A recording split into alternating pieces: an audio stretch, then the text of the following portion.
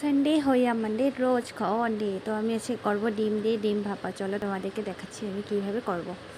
তো প্রথম আমি সব কয়টা বাটিকে আমি একটু তেল মেখে নিয়েছি। তো এক এক করে আমি সবটাকে ডিমটা ভেঙে নিব। তো প্রথম আমি একটা ডিমটাকে ভেঙে নিয়েছি, তার উপর দিয়ে দেবো আমি পেঁয়াজ কুচি, কাঁচা লঙ্কা কুচি, ধন্যবাতা কুচি।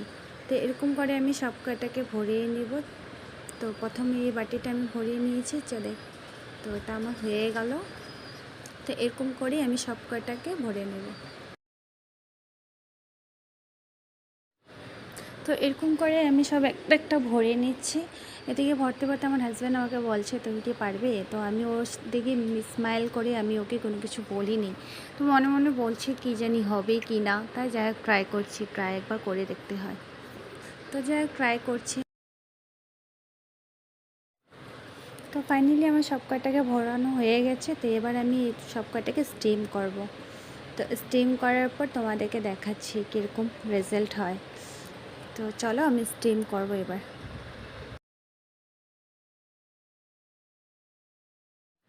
তো ফাইনালি গ্যাস আমার এটা স্টিম হয়ে গেছে। আর স্টিম হওয়ার পর রেজাল্ট দেখো, এটা এরকম হয়েছে, দেখতে খুব সুন্দর আর অনেক সফট হয়েছে জিনিসটা।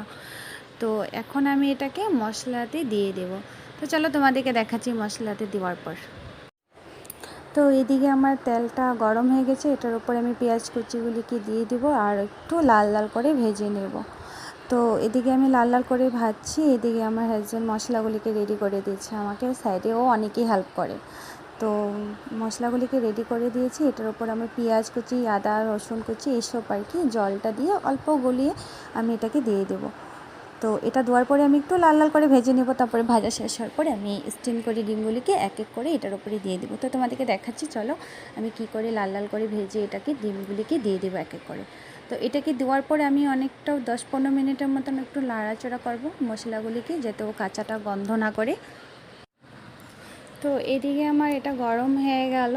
তার উপরে আমি দিয়ে দেবো এক এক করে ডিমগুলিকে। তো আস্তে করে দিব যাতে ডিমগুলি না ভাঙে। আর দেখো কালারটা খুবই সুন্দর হয়েছে। এখন জানি না খেতে কি হয়, তাও আমার একবার ট্রাই করতে ইচ্ছা ছিল, তাও ট্রাই করে তোমাদের সাথে ভিডিওটা শেয়ার করেছি। এখন ডিমগুলিকে দেওয়ার পর আমি আরও 10-15 মিনিটের মতন রাখবো, রেখে তারপরে গ্যাসটাকে বন্ধ করে দেবো। আর সাইডে সাইডে দিয়ে একটু হালকা চালকা আমি খুন্তি দিয়ে একটু নাড়বো, কারণ কি এটা ভেঙে যাওয়ার ভয় আছে, তার জন্য একটু হালকা হালকা করে আমি একটু নেড়ে নেব। তো দেখাচ্ছি চলো। তো এদিকে ফাইনালি এটা হয়ে গেল দেখো। তো কালারটা খুবই সুন্দর হয়েছে দেখো। তো চলো ভিডিওটা যদি ভালো লাগে লাইক শেয়ার সাবস্ক্রাইব করে দেবেন। পরে দেখা হবে নেক্সট ভিডিওতে। Bye bye.